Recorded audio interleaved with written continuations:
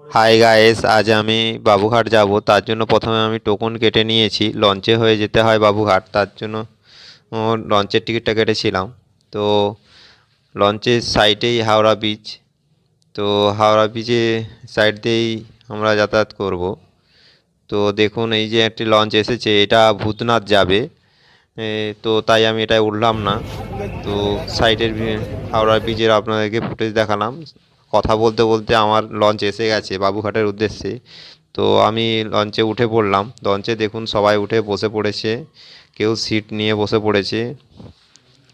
এটা গঙ্গা মায়ের মন্দির, দেখতেই পাচ্ছেন। এখানে সন্ধ্যাবেলাতে আরতি হয়।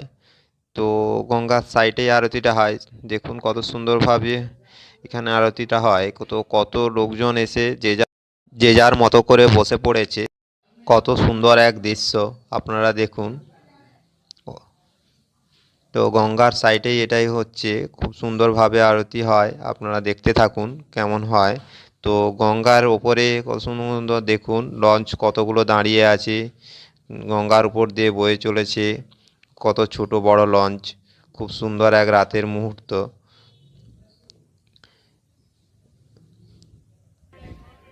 দেখতেই পাচ্ছেন কত লঞ্চ।